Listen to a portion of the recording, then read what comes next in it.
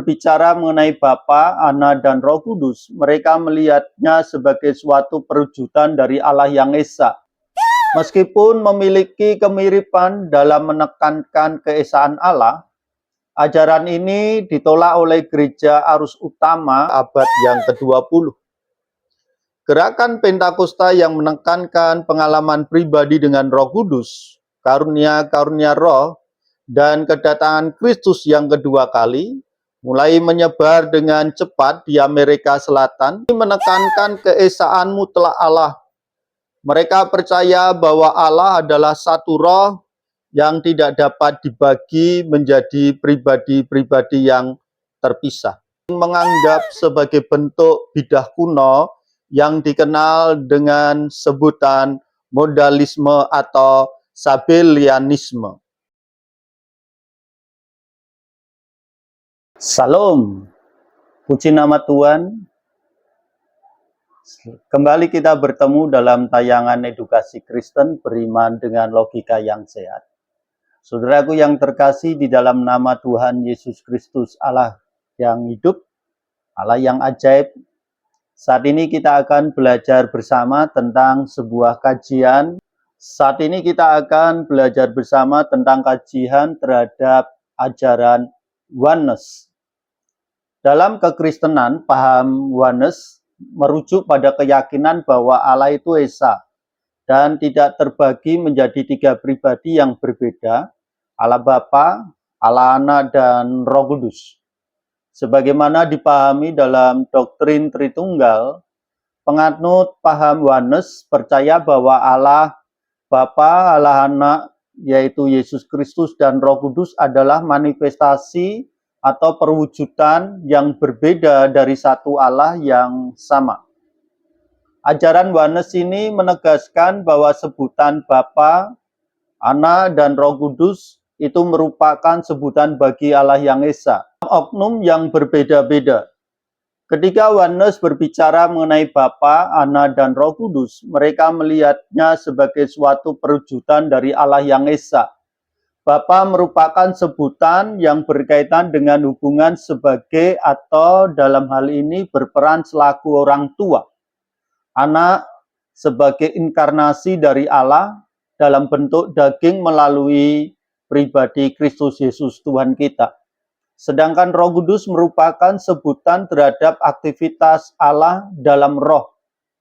Pada umumnya, pandangan oneness yaitu tentang keesaan Allah. Dalam oneness, suatu keyakinan dalam kekristenan yang menekankan keesaan mutlak Allah dan melihat Bapa, Anak, Yesus Kristus, dan Roh Kudus sebagai manifestasi atau perwujudan yang berbeda-beda dari satu Allah yang sama. Bukanlah doktrin yang mendominasi sepanjang sejarah gereja. Kemunculannya sebagai gerakan teologis yang berbeda dapat ditelusuri hingga awal abad ke-20, terutama dalam konteks kebangunan rohani Pentakosta. Sebelum abad ke-20, gagasan-gagasan yang mirip dengan paham oneness memang pernah muncul dalam sejarah kekristenan. Sebagai contoh, salah satunya adalah ajaran modalisme dan sabellianisme pada abad kedua dan abad ketiga Masehi. Ajaran ini menyatakan bahwa Allah adalah satu substansi yang menyatakan diri dalam berbagai modus atau peran. Sebagai Bapa dalam penciptaan dan pemberi hukum, Anak dalam inkarnasi Kristus, dan Roh Kudus dalam karya Roh Kudus atau dalam karya roh dalam hal ini. Meskipun memiliki kemiripan dalam menekankan keesaan Allah, ajaran ini ditolak oleh gereja arus utama dan dianggap sebagai bidat dikarenakan dianggap tidak mempertahankan perbedaan kekal antara Bapa, Anak, dan Roh Kudus. Sabellianisme mengatakan bahwa Allah itu Esa dan terdiri dari satu pribadi dengan tiga nama. Kelompok Sabellianisme ini mengajarkan bahwa yang dimaksud dengan ajaran Tritunggal adalah Allah yang menyatakan dirinya dalam 3 cara, yaitu Allah Bapa yang berubah menjadi Allah Anak, dan Allah Anak berubah menjadi Allah Roh Kudus. Jadi, berdasarkan ajaran tersebut, maka kelompok ini menyangkali adanya 3 oknum yang berbeda dalam Tritunggal yang dapat dibedakan sekaligus tidak dapat dipisahkan satu dengan yang lain.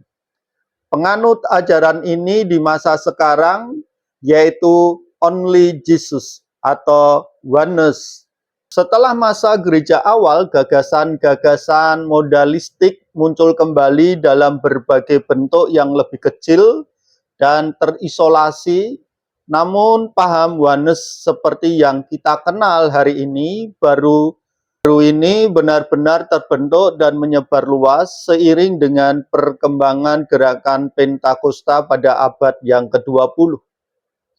Gerakan Pentakosta yang menekankan pengalaman pribadi dengan Roh Kudus, karunia-karunia Roh, dan kedatangan Kristus yang kedua kali, mulai menyebar dengan cepat di Amerika Selatan pada awal abad yang ke-20. Dalam suasana kebangunan rohani yang instan ini, berbagai interpretasi teologis baru muncul dan hal-hal yang baru tentang teologis yang mengarah pada paham oneness ini pun bermunculan. Salah satu momen penting dalam kemunculan paham oneness adalah serangkaian khotbah dan tulisan dari berbagai tokoh Pentakosta yang mulai mempertanyakan doktrin Tritunggal tradisional atau doktrin Tritunggal yang diajarkan pada gereja mula-mula. Serangkaian khotbah dan tulisan dari berbagai tokoh Pentakosta yang mulai mempertanyakan doktrin Tritunggal yang sejak dahulu diajarkan oleh para rasul ataupun oleh bapak-bapak gereja. Mereka merasa bahwa doktrin tersebut tidak sepenuhnya sesuai dengan penekanan Alkitab pada keesaan Allah dan peran sentral Yesus Kristus. Baiklah saudara, saya akan memberikan beberapa poin-poin penting mengenai paham oneness dalam kekristenan. Yang pertama saudara, esa dan tidak terbagi. Paham ini menekankan keesaan mutlak Allah. Mereka percaya bahwa Allah adalah satu roh yang tidak dapat dibagi menjadi pribadi-pribadi yang terpisah. Yang kedua, adanya manifestasi Allah.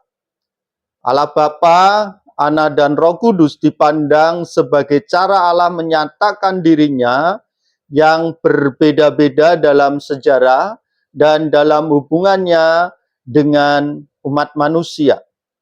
Ini sering dianalogikan dengan seseorang yang dapat berperan sebagai ayah, suami, dan karyawan pada waktu yang berbeda.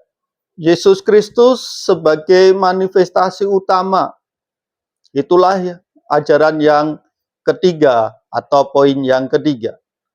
Dalam teologi oneness, Yesus Kristus seringkali dipandang sebagai manifestasi Allah yang paling penuh dan paling penting. Mereka percaya dalam diri atau pribadi Kristus terdapat kepenuhan keilahian. Berikutnya saudara, poin yang keempat adalah terdapat pada formula baptisan. Salah satu ciri khas kelompok oneness adalah praktek baptisan air dalam nama Yesus Kristus saja, bukan dalam nama Bapa, Putra, dan Roh Kudus. Mereka percaya bahwa nama Yesus mencakup dan mewakili seluruh keilahian. Poin yang kelima, perbedaan dalam Tritunggal.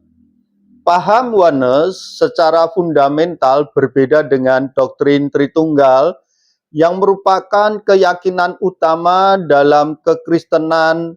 Arus utama dalam hal ini adalah Gereja Katolik, Ortodok, Protestan. Doktrin Tritunggal mengajarkan bahwa Allah adalah satu hakikat yang ada dalam tiga pribadi yang setara dan kekal. Berikutnya, atau yang keenam, muncul dalam gerakan Pentakosta. Tetapi dalam hal ini saya mengatakan muncul dalam gerakan Pentakosta, saya bukanlah memandang hal yang miring terhadap gerakan Pentakostalisme. Sebagai satu pribadi yang lahir dalam sebuah gerakan Pentakosta, apa yang saya katakan di sini saudara, ada beberapa kalangan Pentakosta yang memiliki paham oneness. Paham oneness muncul dan berkembang terutama dalam beberapa kelompok gerakan Pentakosta pada awal abad ke-20. Kelompok-kelompok ini sering disebut dengan oneness Pentakostal atau Jesus Name Pentakostal. Yang terakhir, paham oneness dipandang sebagai paham yang kontroversial. Paham oneness dianggap kontroversial oleh sebagian besar denominasi gereja arus utama yang melihatnya sebagai penyimpangan dari ajaran Alkitab dan tradisi gereja mengenai Allah Tritunggal. Mereka sering menganggap sebagai bentuk bidah kuno yang dikenal dengan sebutan modalisme atau sabellianisme. Untuk itu, saudara, mari kita coba memperhatikan beberapa kasus yang ada di dalam Alkitab, sehingga kita memahami bahwa Allah kita yang Esa memiliki tiga oknum yang berbeda, Allah Bapa, Allah Putra, dan Allah Roh Kudus, di mana ketiganya bukanlah satu hal sebagai perwujudan Allah yang Esa, bahwa ketiganya saling berirama, tidak pernah bertentangan satu dengan yang lainnya, tetapi tidak bercampur. Baik saudara, ada satu nat yang ingin saya coba bagikan kepada saudaraku yang terkasih di dalam nama Yesus. Saya ambil dalam Matius pasal 28 ayat yang ke-19. Mengenai perkataan Tuhan Yesus dalam perintah baptisan dan pemuritan. Matius pasal 28 ayat 19, firman Tuhan berkata demikian, "Karena itu pergilah, jadikanlah semua bangsa muridku, dan baptislah mereka dalam nama Bapa, Anak, dan Roh Kudus."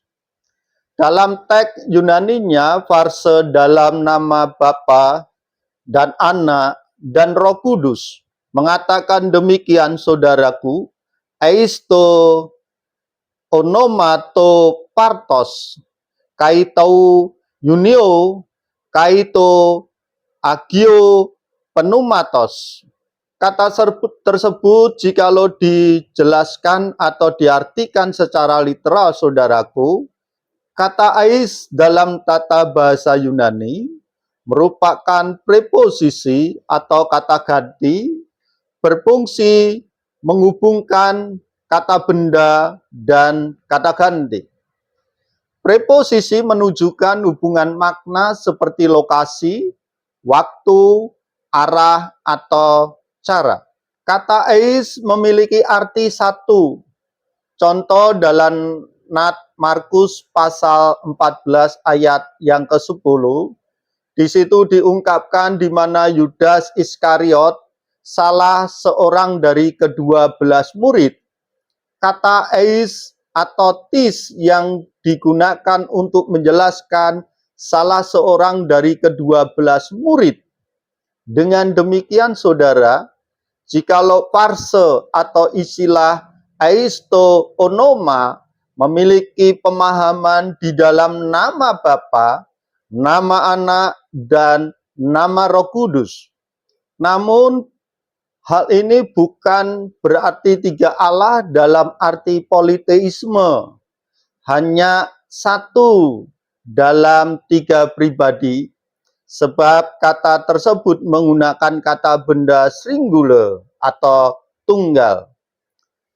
Matius pasal 28 ayat 19 jelas adalah salah satu dasar dan acuan dari istilah Trinitas atau Tritunggal yang dijabarkan dalam bahasa Latin, tiga pribadi, satu substansi. Matius pasal 28 ayat 19 jelas adalah salah satu dasar dan acuan dari istilah Trinitas atau Tritunggal, yang artinya tiga pribadi, satu substansi atau hakikat, berbeda tak terpisah. Matius pasal 28 ayat 19 tidak berbicara dalam konteks manifestasi modalistis. Allah menjadi Bapa, kemudian menjadi Anak, kemudian menjadi Roh Kudus. Dalam ayat di atas, jikalau kita perhatikan atau mengidentifikasi empat hal penting secara tata bahasa Yunani, kata onoma digunakan kata benda singular atau tunggal. Kata patros atau bapa menggunakan kata benda singular atau tunggal. Kata anak menggunakan kata singular atau tunggal. Sedangkan yang terakhir adalah kata Roh Kudus menggunakan kata singular atau tunggal. Secara gramatikal, saudaraku, dalam Matius pasal 28 ayat 19, jelas terlihat bahwa kata patros, Bapa, bersifat tunggal, kata anak bersifat tunggal, kata Roh Kudus bersifat tunggal. Ini artinya ada tiga ketunggalan yang berbeda satu sama lainnya. Tetapi Tuhan Yesus menggunakan istilah yang bersifat tunggal juga, yaitu kata lesem, yang dalam teks Yunani menggunakan kata onoma untuk mengacu pada nama dalam bentuk tunggal. Tiga pribadi yang berbeda, Bapa, Anak, dan Roh Kudus. Meskipun Bapa, Anak, dan Roh Kudus masing-masing memiliki bentuk kata tunggal, tetapi ketiganya ini berada di dalam satu yang tunggal. Kalau demikian, saudaraku, marilah kita coba melihat logika doktrin modalistik yang menganggap Allah yang Esa itu menjadi tiga manifestasi yang berbeda dan terpisah satu sama lainnya, yaitu Allah yang Esa itu menjadi Bapa, kemudian bergantian menjadi Anak, lalu menjadi Roh Kudus. Kalau pola pemikirannya demikian, seharusnya di ayat itu tidak ditulis kata nama atau onoma dengan menggunakan non-akusatif singular, yang artinya nama dalam bentuk tunggal. Tetapi seharusnya dalam pola pikir modalistik, kata itu menggunakan onomata atau non-akusatif plural, yang artinya nama-nama dalam bentuk jamak. Karena ada tiga manifestasi Allah yang berbeda dan terpisah satu sama yang lainnya. Kalau ada konsep tiga manifestasi yang berbeda dan terpisah satu sama lainnya, artinya ini identik dengan konsep politeisme, di mana ada tiga Allah yang berbeda dengan tiga perwujudan yang berbeda.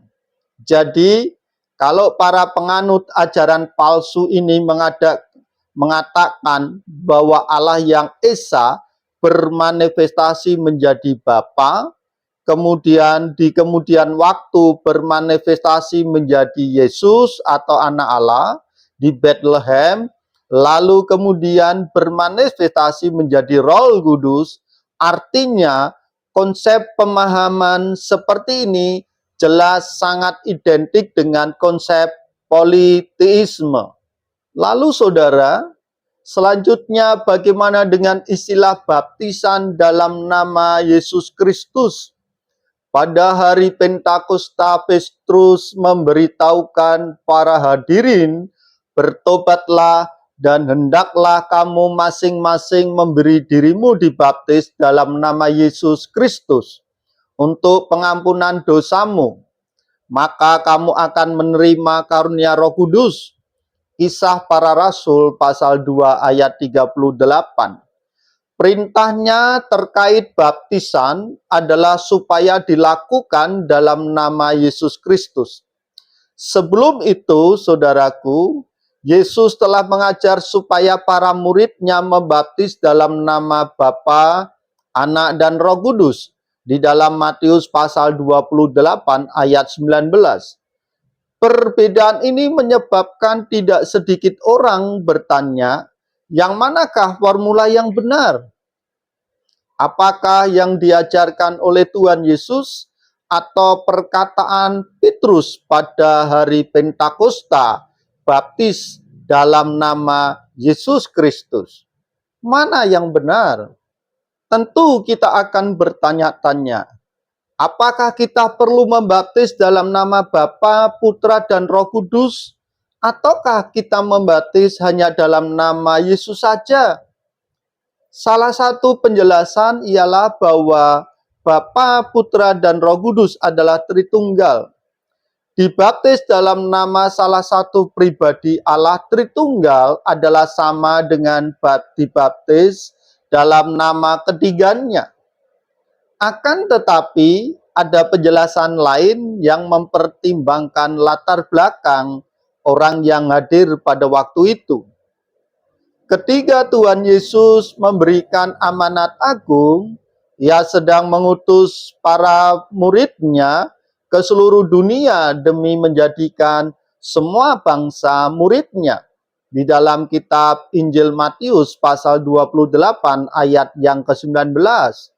Dalam dunia atau tempat di mana orang-orang yang tidak mengenal tentang Allah atau dunia berhala, mereka bakal menjumpai orang-orang yang sama sekali tidak mengenal Allah yang benar, yakni mereka tanpa pengharapan dan tanpa Allah di dalam dunia. Kita bisa perhatikan di dalam surat Efesus pasal 2 ayat 12.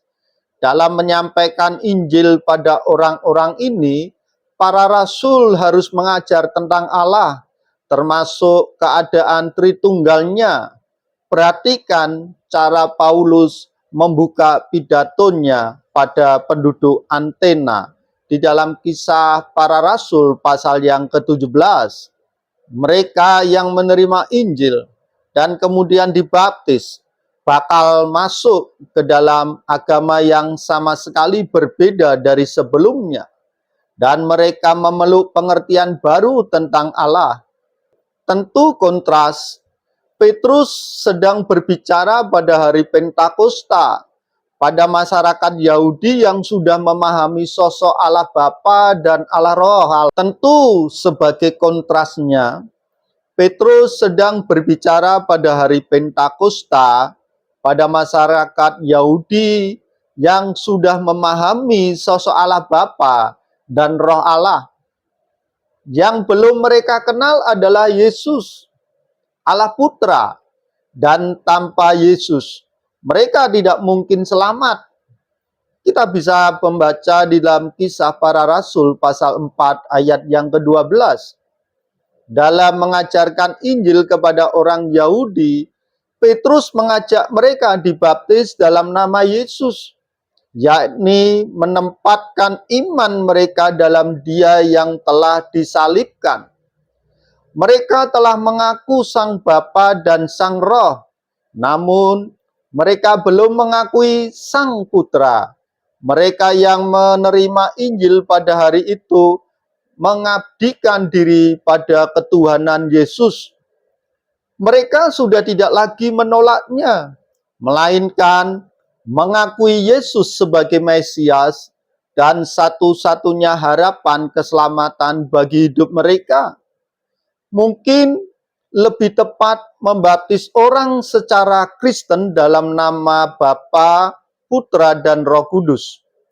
Penekanan Petrus pada nama Yesus dapat dipahami karena ia sedang berbicara pada orang Yahudi yang sebelumnya telah menolak dan menyangkal Yesus sebagai Mesias. Pesan Injil masih tetap mengubah hidup manusia pada zaman ini. Mereka yang beriman pada Yesus Kristus masih menerima karunia Roh Kudus dari Sang Bapa. Dan pembaptisan dalam air masih merupakan cara yang Allah tentukan sebagai sarana pengakuan iman kita secara publik dengan mengaitkan diri kita dengan kematian, penguburan, dan kebangkitan Kristus.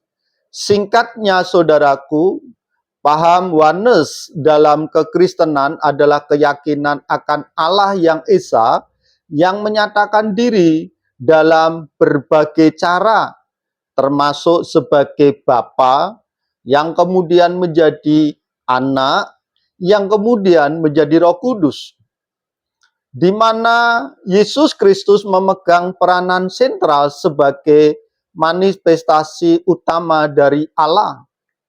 Sedangkan penampakan diri Tuhan di masa Perjanjian Lama sebagai bentuk manifestasi dari Allah itu sendiri, tetapi bukan Sang Firman yang menunjukkan dirinya di masa Perjanjian Lama. Saudaraku, jikalau kita memperhatikan kitab Tanakh, di mana yang kita pahami sebagai kitab Perjanjian Lama, sangat jelas sekali bagaimana mengajarkan tentang ketritunggalan dari Allah itu sendiri. Pada mulanya Allah menciptakan langit dan bumi. Roh Allah melayang-layang. Dan firman Tuhan, firman Allah itu menciptakan terang, maka terjadilah terang. Saudara, kita bisa memperhatikan di situ ada 3 oknum, Allah, Roh Allah, dan firman. Tetapi ketiganya menjadi satu. Jikalau Allah Bapa yang kemudian kelak nanti menjadi Allah Anak, berarti ada suatu waktu di mana anak itu tidak ada, dan ada sewaktu-waktu bahwa Roh Kudus itu tidak ada. Saudara bisa perhatikan bagaimana teologi Perjanjian Lama yang mengajarkan ketritunggalan, yang mengatakan marilah kita menciptakan manusia menurut gambar dan rupa kita. Ada sebuah ungkapan kata kita. Ketritunggalan Allah itu sangat jelas di situ. Dan hal inilah yang tidak dipahami oleh kaum oneness. Baiklah saudara, di akhir dari tayangan ini, paham oneness berbeda secara signifikan dan bukan menjadi bagian ajaran Tritunggal yang dianut oleh mayoritas umat Kristen dari gereja mula-mula yang telah diwariskan dalam para rasul atau bapak-bapak gereja. Saudaraku, marilah kita pahami ketritunggalan Allah itu dalam paham yang benar. Jikalau saudara terberkati dalam tayangan ini, marilah saudara kita bagikan tayangan ini kepada rekan-rekan yang kita pandang layak untuk mendapatkan berkat yang sama sebagaimana saudara diberkati. Puji nama Tuhan. Tuhan Yesus memberkati.